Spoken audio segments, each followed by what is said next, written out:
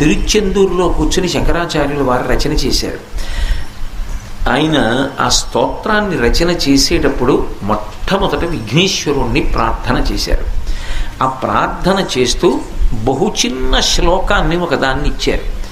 అందులో సదాబాల రూపాపి విఘ్నాద్రిహంత్రి మహాదంతి వక్త్రాపి పంచాస్యమాన్య విధీంద్రాదిమృగ్యా